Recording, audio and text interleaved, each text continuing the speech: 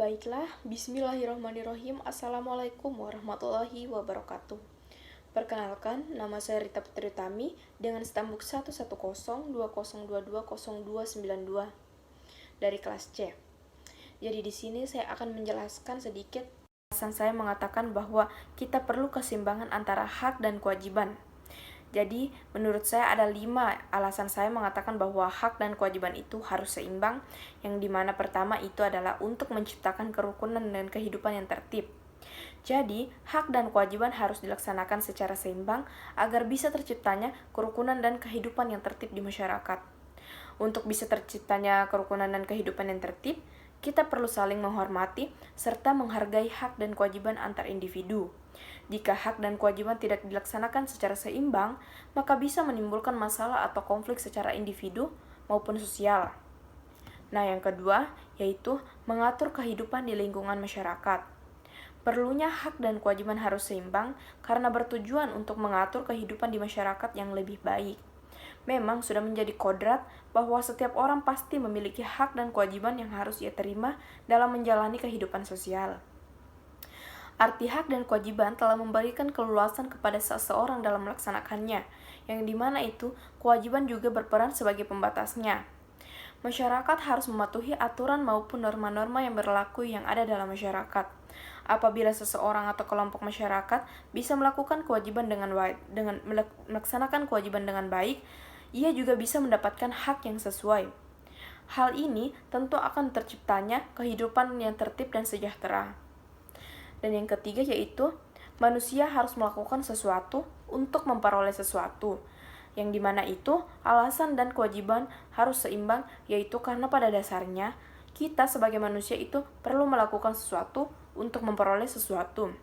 Contohnya, apabila seseorang pekerja ingin mendapatkan haknya sebagai karyawan untuk menerima gaji atau upah, tentu pekerja tersebut harus melaksanakan kewajiban terlebih dahulu dalam bekerja. Dalam hal ini, bisa saja hak seseorang yang tidak diterimanya bisa mengakibatkan seseorang tidak melakukan kewajiban. Itulah alasan mengapa hak dan kewajiban harus seimbang. Dan yang keempat yaitu upaya mencegah kecemburuan sosial. Banyak kan yang beredar antara itu mencegah kecemburuan sosial, yang dimana itu alasan hak dan kewajiban harus dilaksanakan secara seimbang, yaitu untuk mengurangi dan mencegah kecemburuan sosial yang terjadi di masyarakat. Nah, kecemburuan sosial sendiri yaitu kondisi di mana adanya tingkatan dan peran dari suatu kelas sosial. Biasanya kan masyarakat kelas atas atau bisa dibilang orang yang berada itu sering dipandang dan lebih dihormati. Sedangkan masyarakat yang ekonominya cenderung rendah itu biasa tidak dihormati layaknya masyarakat kelas biasa.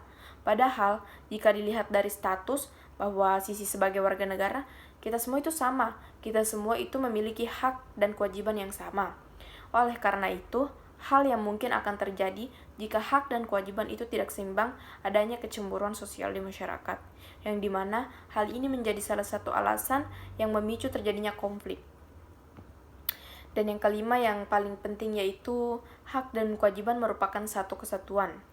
Alasan mengapa antara hak dan kewajiban itu merupakan hal yang paling sulit untuk dipisahkan adalah karena hak dan kewajiban itu bisa disebut sebagai satu kesatuan. Yang paling penting, umumnya hak bisa didapatkan apabila seseorang sudah menjalani kewajibannya.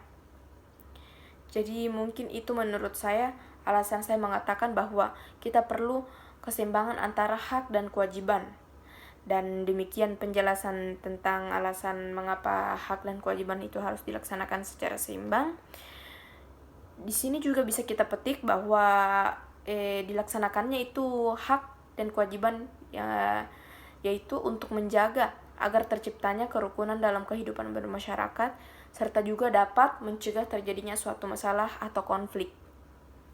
Mungkin itu yang bisa saya sampaikan. Kurang lebihnya mohon dimaafkan, karena yang sempurna itu datangnya dari Allah dan yang salah itu datangnya dari saya pribadi sebagai manusia. Wabillahi taufiq wal hidayah. Wassalamualaikum warahmatullahi wabarakatuh.